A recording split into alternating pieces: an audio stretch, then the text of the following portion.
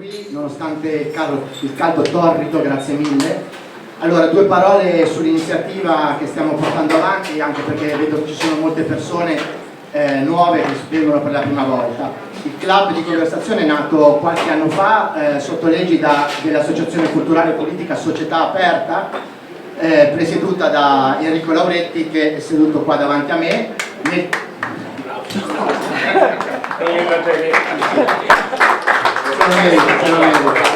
Nel tempo abbiamo assunto una forma stabile e ricorrente, con incontri che proseguono ormai con continuità da più di un anno.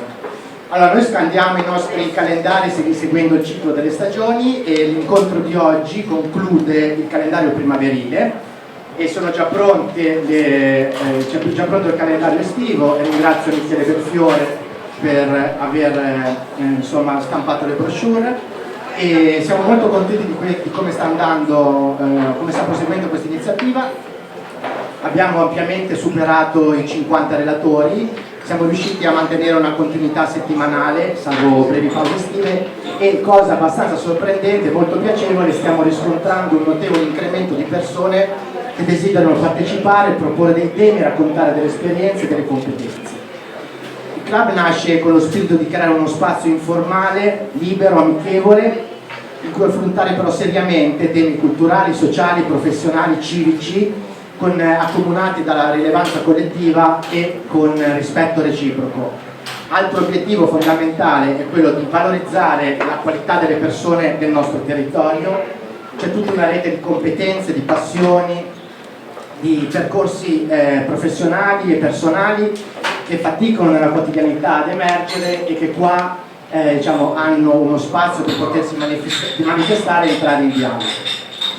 Accanto a questo c'è un altro aspetto a cui personalmente tengo moltissimo. Viviamo in un tempo spesso segnato da discussioni superficiali, ripetitive e sterilmente aggressive. Il club cerca di far entrare nel confronto pubblico delle domande, delle esperienze, dei temi che spesso non trovano spazio nell'informazione più consueta, ma che, se affrontate con rispetto ed apertura mentale, possono aiutare tutti noi, secondo me, a esercitare il senso critico e a liberare il pensiero e il potenziale di ciascuno in un clima di libertà e rispetto. Ora veniamo all'incontro di oggi. Abbiamo Paolo Strescino che ci parlerà di packaging in vetro e filiera agroalimentare attraverso la storia della sua famiglia e di un'impresa che è da 105 anni attiva sul nostro territorio. Sarà quindi una storia personale oltre che imprenditoriale, una storia concreta, capace di raccontare la vita del territorio nella sua immediatezza. Paolo Strescino è un imprenditore, una figura pubblica che naturalmente tutti noi conosciamo. Ha frequentato il liceo classico Edmondo De Amicis nei miei stessi anni, il liceo abbiamo frequentato insieme negli anni dell'adolescenza, e dove ha manifestato precocemente notevolissime doti di leadership, essendo stato per 3 anni in fila un ottimo rappresentante d'istituto. Si è laureato qua all'Università degli Studi di Genova in storia contemporanea con una tesi sul marketing della valorizzazione, e poi una successiva laurea al DAMS, disciplina delle arti, della musica e dello spettacolo, con una tesi sul Festival di Goth. Dal 1994 opera nell'azienda di famiglia, la Strescino SRL, di cui è presidente e amministratore delegato. Parallelamente ha avuto una lunga esperienza amministrativa e politica nella città di Intesa, consigliere comunale, assessore, vice sindaco e sindaco dal 2009 al 2012, e poi di nuovo presidente del consiglio comunale, nuovamente assessore, con delega alla cultura, al turismo e allo sport. Ha inoltre mantenuto nel tempo un forte legame con la realtà associativa nella città, sportiva e culturale. È un ex paranotista della Radinantes, fondatore e presidente dell'associazione culturale Ergosum, presidente della Maurina Volley e promotore di numerose altre iniziative sociali, culturali e sportive del territorio. Non vi annoio più e lascio a Paolo la parola e buon ascolto.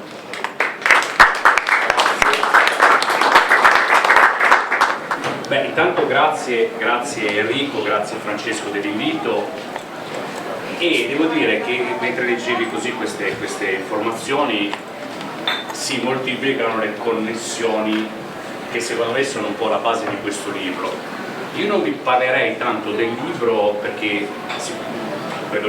se vi farà piacere lo leggerete, nel senso che sentirvi dire quello che c'è scritto nel libro, per carità, qualche tratto sì, ma penso che poi alla fine di un punto di arrivo, e 105 anni di un'azienda sono un punto di arrivo molto importante, debbano necessariamente come dire, venire fissati nel tempo e nello scritto, ma lanciare anche una cosa verso il futuro, cioè mantenere salde le nostre radici, in questo caso nel nostro mestiere, nel mestiere di famiglia, ma cercare di traguardare il futuro.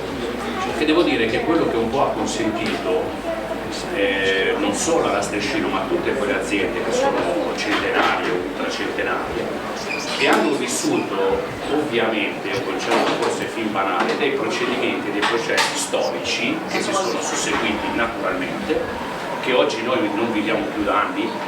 I miei nonni hanno vissuto la prima e la seconda guerra mondiale. Mio nonno Salvatore, ne parlavamo in questi giorni con mio padre, abbiamo trovato, stiamo facendo un archivio, abbiamo trovato delle foto secondo me meravigliose. Mio nonno divisa da bersagliere ciclista tra il 1915 e il 1918, quindi tra i 19 e i 22 anni. Rotta di Caporetto, quindi un pezzo della storia italiana del secolo scorso fondamentale. Mia nonna da Mondagnola a Cuneo, quindi questa connessione secondo me millenaria che c'è tra i due territori di Liguria e Piemonte. Piemonte di questa parte delle Alpi Liguri cosiddette, voi sapete che le Alpi Liguri si chiamano Alpi Liguri ma almeno 6 su 7 stanno in Piemonte fisicamente, geograficamente, però rappresentano secondo me anche dal punto di vista del linguaggio una connessione forte di territorio. Lo diceva Francesco nella prima tesi che ho avuto l'onore di avere come relatore il professor Rebora, che è stata una firma importante dal punto di vista della storia economica, ma della storia dei territori, dell'alimentazione, della storia dell'alimentazione. Da queste parti partivano nei cent'anni fa con il nostro olio nelle otri di pecora che poi sarebbero diventate le bottiglie d'olio. Quello era il contenitore del packaging di 200 anni fa. Come portavano i liguri l'olio in Piemonte? Attraverso le vedessare, attraverso le nostre creste, a piedi, con i muli, a cavallo, coi carri. Ma l'interscambio era commerciale, era alimentare e necessariamente penso fosse anche culturale. Oggi dove giochiamo la velotta? La giochiamo qui, la giochiamo un po' verso la Nizza, diciamo la Francia, la Riviera francese e il territorio dell'Occitania che è le Alpi Liguri, il Piemonte, Usapesio, Reverano. Sono tutte montagne, sono tutti territori strettamente legati. La cucina bianca è di strada verso il Piemonte, matura un certo tipo di alimentazione e di cultura gastronomica perché c'è stato scambio commerciale tra queste due realtà territoriali, Liguria e Piemonte. E i miei nonni sono un po' questo riassunto, no? Uno di Savona, 7 fratelli, 3 fratelli e sorelle, una di Mondagnola, Cuneo che è Fragosa, frazione di Fragosa, 12 fratelli, direi la fame, perché nel libro c'è, mia nonna mi raccontava che quando erano piccoli mangiavano polenta e castagne e polenta. Punto.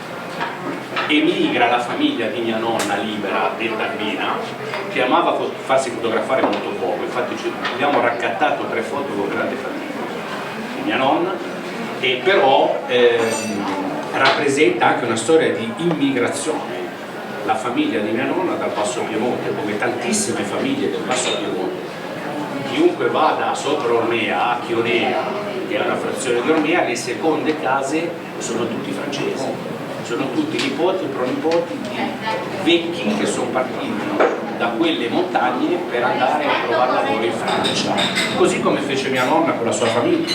A 5-6 anni emigrò in Francia, poi tornò in Piemonte e poi venne qua. Mio nonno era già attivo da quel punto di vista, anche lì se vogliamo parlare, uno secondo me dei fattori positivi che secondo me ci fa rimanere oggi sul mercato e ci ha fatto rimanere per 105 anni sul mercato, che negli ultimi 10 ha subito molti cambiamenti, cioè il Covid post-Covid in termini di approvvigionamenti di vetro o di prezzi di produzione, i costi di produzione sono limitati, sono aumentati. Siamo un mondo di multinazionali, quindi tendenzialmente le realtà medio o medio-piccole anche possono essere messe sotto la lente di ingrandimento e tendenzialmente i distributori in Italia, quelli che fanno il nostro mestiere, sono stati acquisiti da gruppi più grossi e noi devo dire che invece, insomma, devo dire anche con un po' di fatica, però abbiamo cercato di tenere la barra dritta, cioè l'azienda la rappresenta, voglio dire, io ormai ci vivo nel senso che ci sto 12-13 ore al giorno, mio padre ci sta prima di me, mia nonna e mio nonno prima di me, eccetera, eccetera, eccetera. Cosa faranno Pietro ed altri lo sceglieranno loro, però comunque sia penso che possa essere un'opportunità importante. Quindi io volevo ringraziare, come dire, intanto anche il sindaco che devo dire ha fatto un bellissimo messaggio di indirizzo, di saluto, insomma, in apertura di libro. E in questo libro, che è scritto a più mani, perché la volontà è stata anche questa, cioè cercare di mettere in rete, no, le realtà locali o non locali.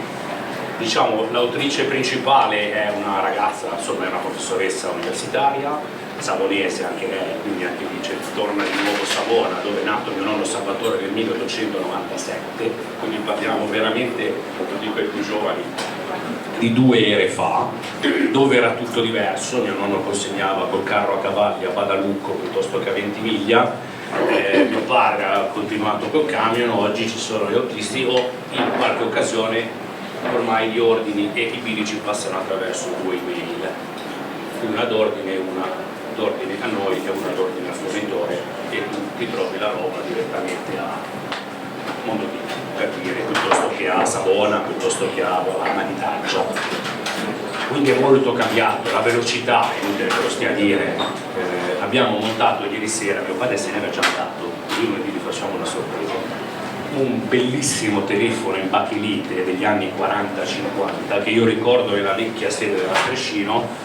L'abbiamo rimesso nell'ufficio perché anche quello rappresenta un pezzo di passato importante, ma di grande cambiamento oggi, perché mentre una volta si viaggiava, io ricordo mio padre che mandava al mattino prestissimo alle 8:15 gli ordini telefonici scritti sul foglio a mano e trasferiva l'ordine 20 di questi e 30 di quell'altri. Oggi se non hai la programmazione avvenuta col fornitore su quel mese, su quel volume, e puoi ordinare, ma ragionevolmente la roba non la puoi acquistare perché ti dicono guarda, ma l'avevi programmata, non c'è, non è disponibile, la produciamo tra 20 giorni. Questo avviene perché, come facevo un accenno prima veloce, nel periodo del Covid e il conflitto russo-ucraino, che poteva sembrare irrilevante, no? Qualche cliente quando dicevamo guarda che non arrivano più i vasi, dice ma che cosa c'entra poi l'Ucraina con l'Italia? Considerato che il nostro mondo, i nostri fornitori sono tutti multinazionali, ovviamente hanno X Italia, ma comunque sia la multinazionale può avere un polo produttivo in Polonia, in Ucraina, in Germania. Un paio di gruppi hanno raso al suolo dopo 2 giorni, le vetrerie, ma raso al suolo dopo raso al suolo, gli stampi di quegli articoli di vetro in bianco, quindi dove c'era maggiore testa sui vasi, vetro trasparente, ha mandato in crisi tutto il sistema, perché non avevano più stampi su cui produrre, quindi non potevano trasferire la produzione in Germania o in Italia, e con grosse problematiche di numeri di produzione, di numeri produttivi. Se gli stabilimenti, gli impianti sono previsti per buttare fuori 2 milioni di pezzi di vetro giorno, se salta per aria e non fai più 2 milioni di mezzo giorno previsti per almeno 2 mesi, questi 2 milioni di pezzi qualcuno deve pur farli e a qualcuno mancano. E è successo questo, e in un momento che era molto difficile prevedere l'andamento del mercato, che nella sostanza nei primi, direi a memoria mia, 25-30 nei precedenti 25-30 anni è stato nella sostanza cristallizzato. Potevi acquisire un cliente bravo, il cliente poteva crescere, potevi seguirlo bene, potevi avere qualche competitor, ma il quadro era abbastanza chiaro, trasparente. Da quegli anni è iniziato insomma a ballare un po' più il sistema, cioè cambiano i tempi, cambia la comunicazione, cambia la logistica, cambia la velocità, cambiano le persone. Io non trattiamo più, diciamo, fisicamente con le stesse persone dello stesso fornitore con cui magari trattava mio padre, quindi c'è un cambio generazionale, c'è un salto. Io ormai trovo gente molto brava, molto preparata e molto veloce di 30-35 anni, quindi inizia a dire qui qualcuno che poi mi gioca a banane, no? Perché non riesco a stare al passo come sui cellulari, sono mediamente bravo ma sono boomer, non ho 16 anni, 17, e quindi in questo contesto, ripeto, essere rimasti in piedi per 105 anni penso che sia un risultato, come dire, che inorgoglisce tutti noi, mio padre, i miei figli, mio figlio, mio nipote. All'inizio del libro ho voluto, no, 3 righe per i miei nonni, per mia madre, per mia sorella, perché sono stati non solo parte attiva, ma sono stati pilastri per cui oggi se siamo qui, ognuno di noi, ognuno della nostra famiglia ci ha messo il suo pezzettino, ha fatto quello che più gli veniva meglio di competenza. Abbiamo fatto anche delle scelte magari un po' coraggiose, cioè la logistica nella sede storica, la sede storica è quella cosiddetta dal Ponte di Pietra, in via Irenti, attuale via Irenti 26, dove io ricordo, vi do questi aneddoti che sono anche nel libro, ma secondo me chiariscono molto proprio come sia cambiata la tipologia di lavoro in 35 anni, che non sono manco tanto pochi, diciamo anche in 40. Io ricordo perfettamente che una volta, lei Pasquale mi corregga se sbaglio, quando c'era ancora in via Irenti, oggi c'è, non so se avete presente, insomma c'è il Ponte di Pietra, qui c'era una casa con una tettoia, l'attuale, l'ex Trescino. Prima, quando io avevo 4-5 anni, il marciapiede non c'era, era delimitato da un muro a secco, quindi la proprietà arrivava quel metro e mezzo più su strada. I camion arrivavano affiancati, il traffico ovviamente non era quello di oggi, cioè non passavano le macchine di adesso, non passavano i ragazzi con le moto, c'era tutto un altro mondo, o molti meno insomma. Si affiancavano, arrivavano questi bilici o questi camion grossi pieni di paglia con le sponde di legno dei camion, ovviamente per essere chiusi, pieni di damigiane. Quindi si accostavano al muro a secco, al di qua nella proprietà c'era una montagna di paglia, le damigiane venivano lanciate per aria, oltre il muro, finivano nella montagna di paglia, rotolavano verso il basso, c'erano 1 o 2 uomini, le raccoglievano e le impilavano a piramide. Questo era il lavoro degli uomini, quindi il lavoro dei magazzinieri, carico, scarico, stoccaggio. Le donne in quegli anni, e ricordo mia nonna che era molto bello vedere, io ho un'immagine di mia nonna che essendo ligure e poi piemontese acquisita, avendo fatto la fabbrica, quella vera, era molto di bracciacorte, nel senso che non era una che amava spendere. Me la ricordo su una seduta di legno con un filo e una lampadina e un cuscino che impagliava i cesti e le cupole di vimini manualmente. Mi ricordo ancora vagamente questi fasci di vimini che venivano messi in acqua e poi lavorati con una maestria, una sapienza manuale che sicuramente oggi è persa, se non in qualche fiera dell'artigianato per trovare qualcuno, ma è difficile. Quindi tracce di storia, tracce di impresa, di territorio. Le tante persone, ancora questa settimana, qualche giorno fa, mi ha fatto molto piacere, è venuto un dipendente a trovarci che è stato da noi 25 anni, circa 25 anni, è venuto a trovarci, insomma abbiamo ricordato, ci siamo fatti anche un sacco di risate perché abbiamo avuto anche qualche dipendente abbastanza naif,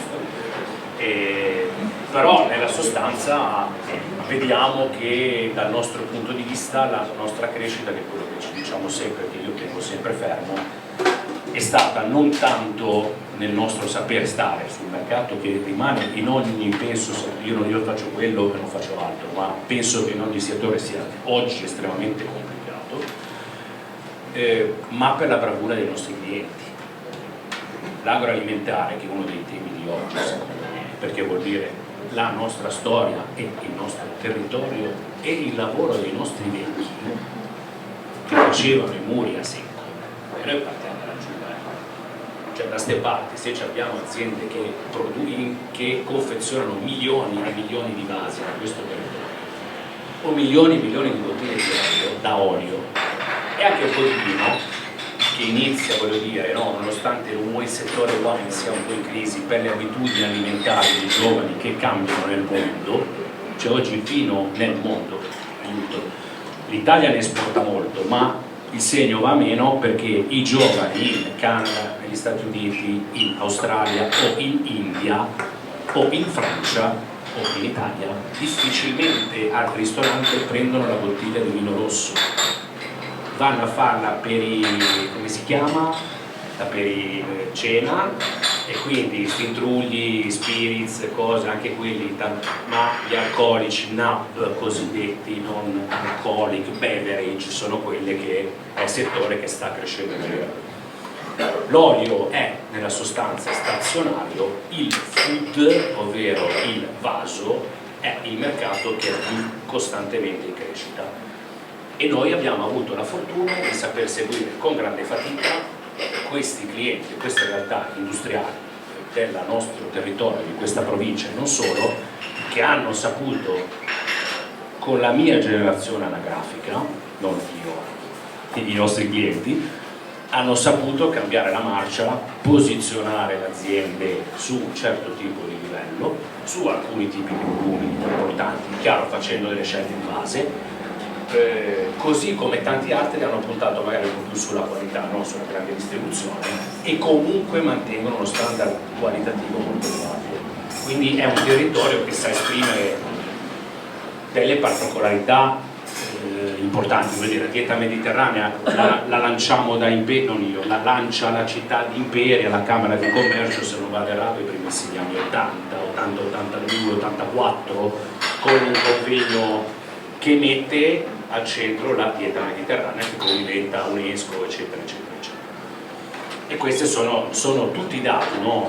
Cioè, perché un'azienda, secondo me, può riuscire a resistere e a continuare in prospettiva a dire, boh, cioè, io ragazzi io dico, io ho 50, no, mentre mio padre ancora oggi viene in maniera appassionata, a 81 anni arriva al mattino, io devo dire preferirei andare a fare il bagnetto, quindi, però la Strescino mi pare che comunque sia una prospettiva, una via di futuro la abbia, e questo secondo me è quello che ci sprona a continuare tutti i giorni. Sono andato troppo lungo? No, no, è ancora una buona mezz'ora. Mezz'ora? Un quarto d'ora. Quanto vuoi? No. Sentite, poi parla di loro. no, ma io vado nel senso che non voglio stressare, però faccio una piccola parentesi, ma che parrebbe non entrarci, ma c'entra. Quando sono entrato il mio ex professore del liceo, Nino Merlo, che è mio professore di matematica e fisica, materie in cui ero assolutamente disastroso, dico bene professore, mi ha regalato insomma, mi ha dato questo bel libro su San Lazzaro Reale, tracce di un paese reale. Cioè, quanti paesi ci sono nel nostro entroterra che avevano il francoio o che avevano la che frangevano le olive, e arriva una sede nuova della Strescino, cioè prima 105 anni, ma un edificio che viene costruito nel 1896, quindi la steca vecchia della Strescino, quella su strada attuale rosa. L'immobile è del 1896, viene costruito su indicazione, insomma, la proprietà, questo Gio Battaconte, della famiglia Conte, di Porto Maurizio, poi una parte attualmente credo sia famiglia Anselmi, comunque sia quella zona lì dove non c'è più, ma c'era l'asilo di Caramagna, oggi in disuso, che lì, che come dire, fa parte della stessa, non è di proprietà nostra, ma fa parte, diciamo, della stessa proprietà. Cosa intuisce Gio Battaconte? Che secondo me è stata veramente una cosa per cui gli andrebbe messa anche una targa, penso. È stato il primo, perlomeno a Porto Maurizio direi, che ha avuto l'intuizione di comprare tutto l'olio franto della zona vicina e ripeto, qui vedo qualche esperto di territorio e di professione di olio. Come dicevo, ogni paese aveva sicuramente almeno 1 o 2 frantoi, anche le famiglie magari un po' più abbienti nelle case avevano il loro frantoio, però non sapevano dove metterlo, se era in eccedenza era un po' un problema. Questo Gio Battaconte acquistava tutto l'olio già franto, dove attualmente noi abbiamo, dove teniamo i vasi in linea generale. Sotto il pavimento ci sono ancora le cosiddette pile dell'olio. Se voi entrate oggi in un'azienda d'olio qui ad Imperia, beh, ovunque no, ma insomma quelle un po' più antiche qui ad Imperia hanno tutti, se vedete sul pavimento, delle botole piuttosto grandi, rotonde, che sono le cosiddette pile dell'olio, cioè venivano aperte e lì dentro veniva stoccato l'olio sfuso, a tonnellate e tonnellate, cioè sottoterra, quindi non visibili all'occhio tramite solo una botola, ma sottoterra grande quantità d'olio. Cosa facevo? Oltre a acquistarlo lo rivendevo. Infatti, se ci fate caso, passando da là, sul muro ci sono ancora gli anelli di ferro che tenevano i cavalli, perché i portoni venivano aperti su strada. Immaginatevi la strada da come attuale, io direi la metà di quella che è oggi. La proprietà, la tettoia che noi abbiamo salvato, non tutta perché fu tagliata molto prima di noi, ma perché non passavano più le corriere, quindi andava ai noi necessariamente, non da parte nostra, ma andava tagliata, battuta in pieno stile Liberty, in ferro battuto, cioè un lavoro di un pregio e di un'eccellenza che, pensato a fine 800, vi fa capire, penso, anche la potenza economica di chi aveva immaginato di costruire quella roba per fare quel mestiere. Quindi già una sede che guardava molto in prospettiva. Poi gli orefici tutti dopo avrebbero messo le pile, cioè a meglio quanti ce ne sono, che vai, entri, ci sono le pile. Io mi ricordo quando ero piccolo avevo paura perché se ci finisci dentro crepi, quindi ero un po' intimorito ma affascinato da sta roba, che lì da una botola così sotto ci fossero tonnellate e tonnellate d'olio. Quelle più moderne fatte in piastrelle, normalissime piastrelle, quelle lì da noi fatte in mattoni, cioè una roba, un lavoro straordinario che difficilmente oggi sarebbero capaci a ripetere. Le travi, forse lì c'è una immagine o due, le travi di questo capannone più antico, Carlo, tu che sei ingegnere, e anche tu Enrico, hanno un gioco di lavoro di legno, che mi diceva Paolo Gorno, che è uno degli autori, che adesso dirò 2 parole, se mi permettete, sull'editore e sugli autori, poi chiudo. È un lavoro che, ripeto, di grandissimo pregio artigianale. Io ho scoperto, perché l'ho visto io, quando abbiamo rifatto il tetto 2 anni fa, che è stato un lavoro piuttosto profondo e impegnativo, di tutta quella stecca lì, guardando questi lavori di legni mi sono accorto che in un angolo lassù in cima nel cemento c'era inciso con un legno, come usa fare ancora oggi ai muratori, ai ragazzi, quando vi ricordate quando andavamo in giro? Sono stato qui, Paolo è stato qui, quelli che incidevano sul legno col cuore, no? Sugli alberi. 1896 con un cuore, e ho fatto una roba meravigliosa. E sicuramente deve essere stato un muratore che era lì e ha detto: prima di andare via ci metto la data e ci metto il cuore. E sono belle storie. Gli autori, l'editore, abbiamo scelto, come dicevo prima, siamo qua a fare discorsi di territorio, abbiamo scelto Grafiche Amadeo perché è un'azienda di qua, è un amico. Gli autori, come dicevo prima, Emanuela Mignati, una professoressa, poi dentro il libro ci sono i curricula di tutti. Paolo Gollo, che è architetto e segue un po' le questioni, come dire, dell'azienda da ormai tantissimi anni, e un architetto e una archeologa, Frida Ocelli, con cui avevamo già, è un'archeologa che io devo dire ho anche sposato quando ero sindaco. Abbiamo non ho sposato io, ho sposato con un altro, che però con cui abbiamo anche restaurato, sempre tramite la Strescino, lo stemma dei Cavalieri di Malta, della chiesa dei Cavalieri di Malta a Borgomarina, che è uno stemma del 1300 che oggi, se non fossero intervenuti 20 anni fa, sarebbe perso, non ci sarebbe più un tempo. Però è un altro segno che, come dire, no?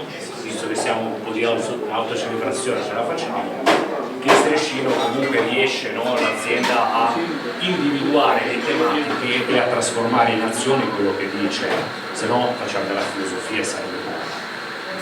Per il territorio, perché poi c'è un'altra cosa che vi devo dire, me la devo ricordare. Dicevo che questa cosa della connessione territoriale e della immigrazione a me ha affascinato molto, ma non per tirare il solito luogo comune, siamo un popolo di immigrati, quindi no, cioè è una roba che non mi interessa. Mi interessa invece che effettivamente siamo stati un popolo di immigrati e quando andavamo camminavamo dritti come dei fusi, perché lo zio di mio padre Giuseppe, nato a Savona, fratello di mio nonno Salvatore, quindi zio secco di mio padre diretto, Giuseppe, diventato negli Stati Uniti a Boston direi Giuseppe, 2 S e 2 P come Giuseppe Conte, come ha detto Trump, esatto. Giuseppe Strescino cosa fa?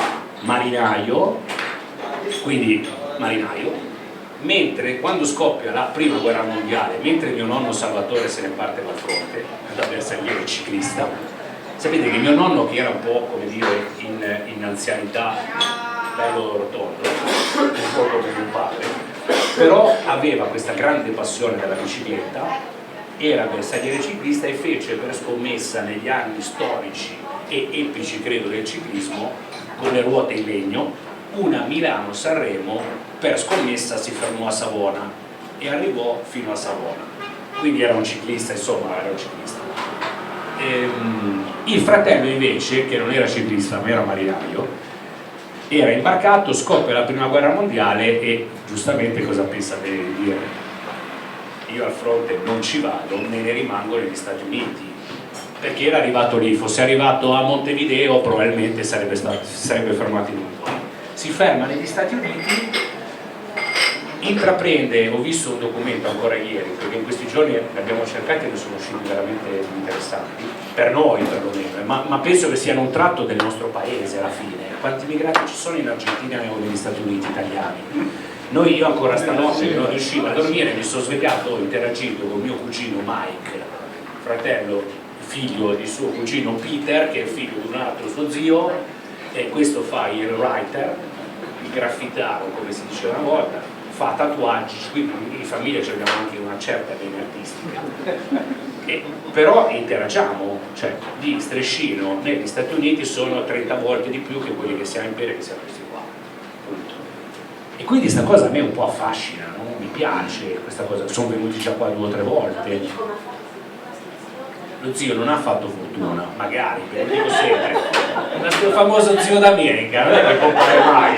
Lo zio d'Argentina, lo zio no, ce l'abbiamo anche in Argentina, ma anche lì cioè, dobbiamo andare noi se vuole più un po'. Cosa succede? Renitente la leva, quindi viene condannato a morte via fucilazione, renitente la leva durante la guerra. Non tornerà mai più in Italia, nonostante l'amnistia successiva, perché aveva paura che lo arrestassero e lo fucilassero. Rimane là, ha diversi figli e anche là fa il marinaio. Ha una goletta, abbiamo trovato una foto, mi hanno dato una cugina Strescino d'America, Giovanna, una foto, aveva una goletta, quindi una barca a vela, con 2 alberi, con cui ufficialmente faceva il marinaio, ma pare che, come ci diceva il mio cugino Mike quando venne qui qualche anno fa, pare che facesse il contrabbandiere, siccome arrivavamo là nel periodo dopo la prima guerra mondiale, nel periodo del proibizionismo, mio zio Giuseppe pare che abbia portato oltre che dei pesci anche un po' di whisky eccetera eccetera negli Stati Uniti. Però questo è tutto da appurare. Esatto. Quindi questa è un po' come dire la storia di famiglia. E gli autori ve li ho detti, la copertina siccome è una collaborazione che con Strescino prosegue da tantissimi anni per questioni, diciamo, di amicizie affettive con mia sorella Sara, di Federica Porro e di Marco, suo marito, abbiamo voluto, come dire, Federica per questa copertina, quindi abbiamo messo in rete, come vi dicevo, un po' di situazioni. 105 anni vogliono dire tante persone, vogliono dire tante persone che lavorano insieme a te, che passano, che vanno, che mancano, ma vuol dire, secondo me, avere messo delle basi importanti. E oggi, diciamo, siamo qui, io vi ringrazio ancora e chiudo, perché avete dato alla Strescino una buona e ottima opportunità di poter raccontare questa realtà, che è la cosa a cui io tengo di più, voglio e mi piace che sia pensata proprio come tutta imperiese. Nella sintesi, e chiudo, che mi ha chiesto Francesco mentre scrivevo su quelle che potevano essere le robe viste un po' più dall'alto che non sintetizzare il libro, sono venute in mente queste: il territorio, il Made in Italy, perché l'agroalimentare è il fiore all'occhiello del Made in Italy nel mondo. Da queste banchine sono partiti tonnellate di olio di Imperia, Manuela, la sua famiglia ha segnato un'altra parte storica importantissima delle lattine, della banda stagnata, adesso non voglio dire che Emanuele è qua, ma hanno un museo che è veramente un pezzo di storia del paese, dai primi del Novecento a venire via, e quindi Imperia rappresenta anche questo, rappresenta la storia, rappresenta l'identità, rappresenta le radici, e gli imperiesi, laddove possibile, nel loro ambito ognuno, devono, penso, portare questo contributo di crescita alla nostra comunità, e queste realtà come il club di conversazione credo che servono proprio a questo. Quindi grazie per l'invito e della disponibilità.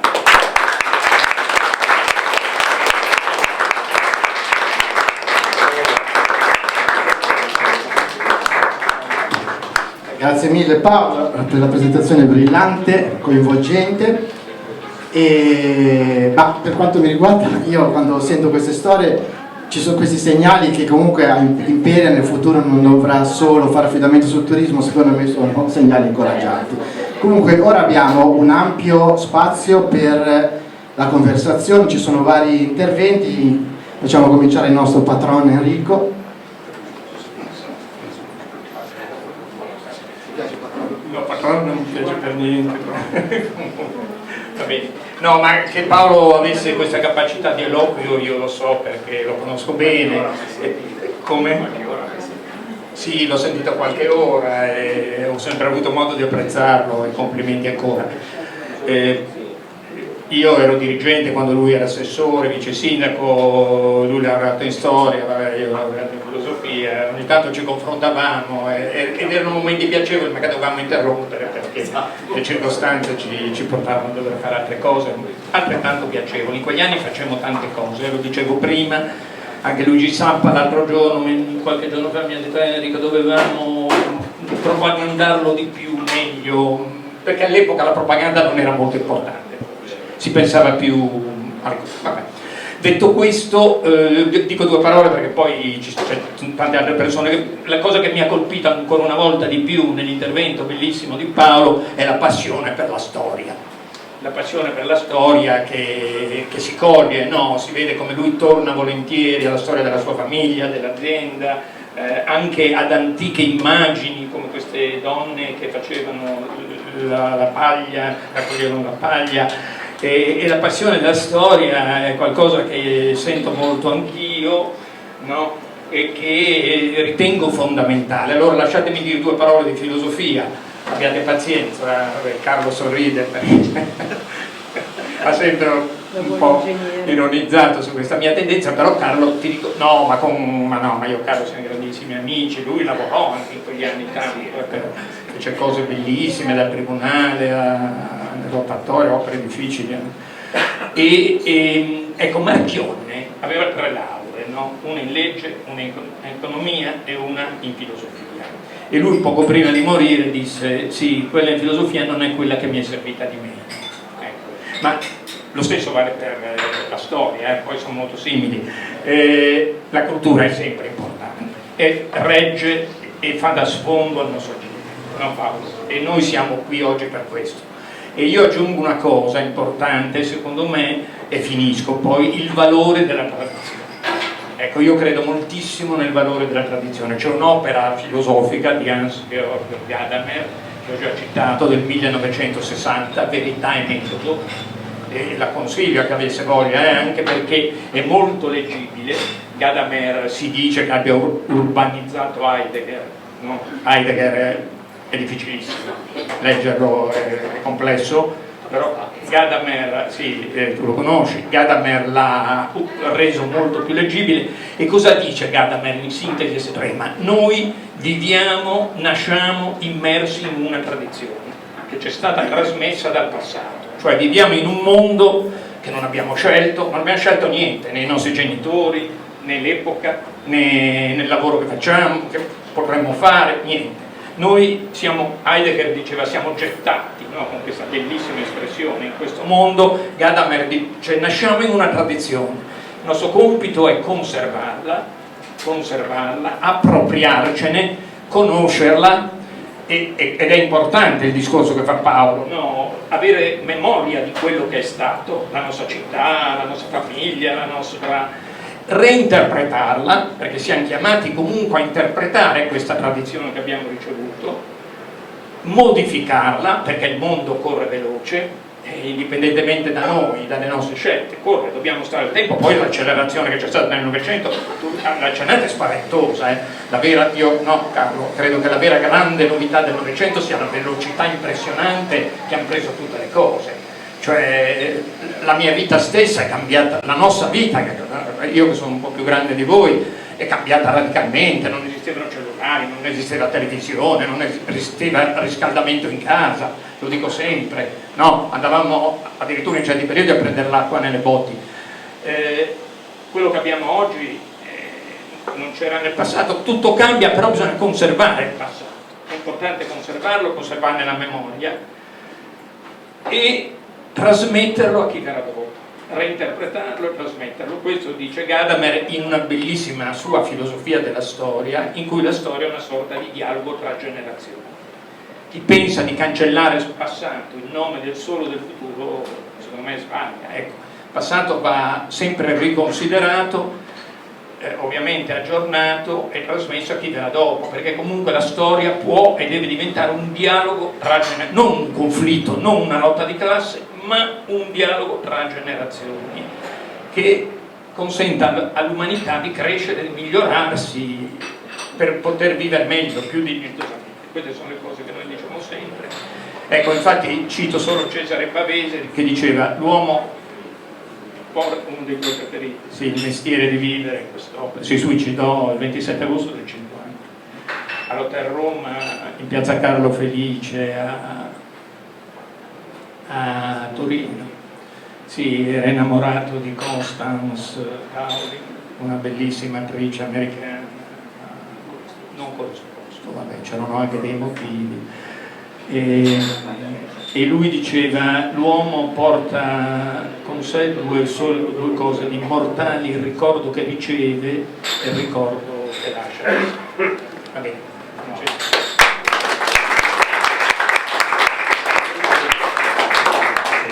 Io ho avuto il piacere di leggere questo libro qualche giorno fa, parecchio tempo fa, e mi ha fatto un immenso piacere trovare un aggancio con gli Striscino, visto che con sua mamma, suo nonno, sua nonna, alla Marina c'è sempre stato un grosso rapporto. Per tutti vorrei ricordare che la mamma di Paolo è stata una dei pilastri delle prime barche d'epoca Imperia. Se noi abbiamo oggi le vele d'epoca Imperia, lo dobbiamo prevalentemente a sua mamma e a tutte le donne della Marina. Questo ci tenevo. E però ho scoperto con il Striscino, un aggancio un po' così, perché stavamo parlando di territorio, di emigrazioni sui territori. Mio padre è di Savona. E non solo è di Savona, è nato alle Fornaci, dove è nato il nonno di Paolo. E le prime le prime cose che ho letto è dove andava a comprare il vetro. Andava su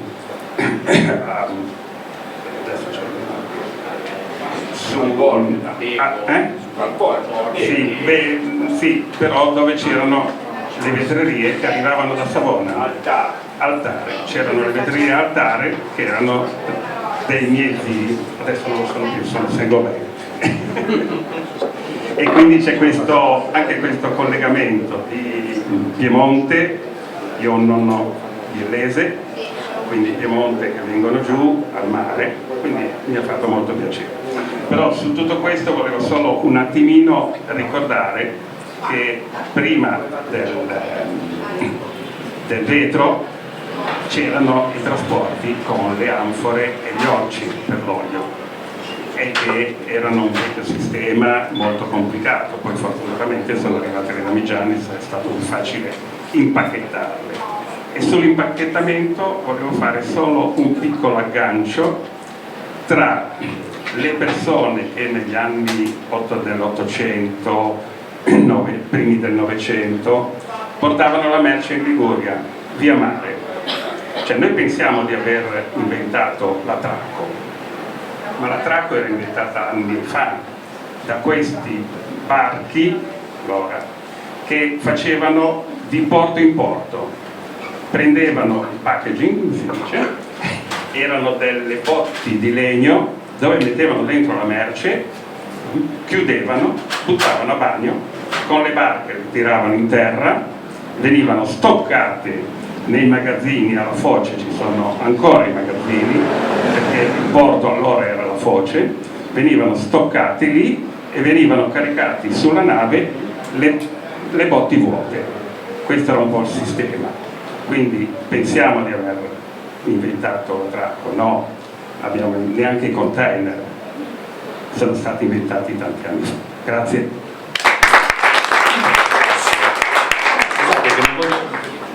Effettivamente, se pensiamo al vetro, adesso Fulvio mi ha aperto la questione dei bastimenti, no? Io l'ho appena accennata, Custidoglio qui, i bastimenti che partono. Voi pensate, purtroppo non ne esistono più immagini, ma sullo stretto di Gibilterra, nei primi anni 20, negli anni della immigrazione italiana spinta, c'era un cartello pubblicitario già all'epoca. Voi pensate l'olio Sasso, in che dimensione? Pensate alla Riviera Ligure di Ponente, Angelo Silvio Novaro, cioè qua ci sono delle frasi. Noi abbiamo scelto delle immagini che volontariamente abbiamo voluto produrre con la AI, proprio perché sennò, cioè, vogliamo essere anche un po' futuristi, ma non per cercare di capirci, futurismo nel senso della corrente letteraria, a cui tengo in maniera un'altra cosa che mi piace parecchio, quindi dobbiamo stare in movimento, no? Costante, dobbiamo stare in movimento costante. La Olio Sasso nel Novecento è stata la prima azienda al mondo che ha inventato la comunicazione pubblicitaria. La Riviera Ligure di Ponente, la rivista di Angelo Silvio Novaro, fondata da Mario Novaro, è una roba che spacca, perché ancora oggi vi arriva a casa quello che vi danno quando andate a fare la spesa: vi posso dare la pubblicità? Ce l'ha la carta?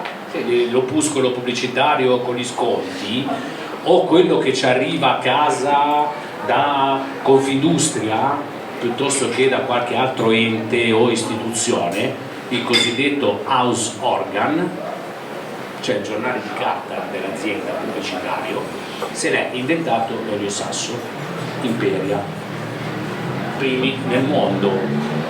Angelo Silvio Novaro, accademico d'Italia, è stato uno, forse Mario secondo me è ancora più bravo, cioè almeno come gusto personale evidentemente, però parliamo di poeti, di persone che hanno scritto la storia della letteratura italiana del secolo scorso, che arrivano da Imperia. Imperia, per essere una città così piccina, E adesso non è che voglio andare fuori tema dal discorso del mare, ma è tutto collegato, cioè qui abbiamo un fil rouge veramente che attraversa ogni ambiente, forse negli anni scorsi ogni parte della società imperiese era strettamente collegata a questo mondo commerciale. E quindi insomma sono cose che devono non necessariamente rimanere. Andiamo, io un mese fa neanche sono andato, e chiudo l'inciso, all'inaugurazione di un nuovo forno di un nostro fornitore, del nostro fornitore principale, che ha fatto in Toscana, in una città piuttosto piccola, non entusiasmante insomma. Voi pensate, Fulvio citava Altare, là si produce vetro credo da almeno 2000 anni nella Val Bormida. Oggi ci sono le vetrerie delle multinazionali, ma il vetro là si produce da più di 2000 anni, lo facevano già i Fenici, i Romani, come si chiamano gli altri? Quelli con cui se ne danno i Romani all'inizio. No, gli Etruschi, quelli producevano già il vetro. Nell'antico Egitto, nelle catacombe, nelle tombe delle piramidi hanno trovato dei vasetti di miele di 2500 anni perfettamente conservati e commestibili. Quel giovedì in quella vetreria, in quel forno che produce a tutta mandata 2 milioni di pezzi di vetro giorno, un forno di una multinazionale in Italia ce ne sono 4 che producono vetro, hanno 5, 6, 7, 2, 3 stabilimenti ognuno produttivi, chi però ce n'è uno in Italia, ce n'è uno in Polonia, uno in Ucraina, uno in Francia, uno in Inghilterra, uno in Germania, uno in Spagna, uno in Portogallo, sparano 2 milioni, 1 milione di pezzi al giorno ognuno. Voi pensate la produzione di questa roba qua a livello nazionale europeo cosa vuol dire? Quel forno lì che abbiamo visto è una roba stratosferica in termini di tecnologia, di rispetto dell'ambiente, di emissioni in atmosfera, quindi abbattimento costante delle CO2, perché le vetrerie sono energivore, hanno bisogno di mangiano energia, sono impianti fortemente energivori, tant'è vero che spingono sul nucleare, non c'è la necessità, io ho sentito dall'industria lì, a quella roba lì, per favore al governo, puntiamo sul nucleare, se no non riusciamo a competere con il resto dell'Europa e con il resto del mondo, come il paese Italia. Lì l'amministratore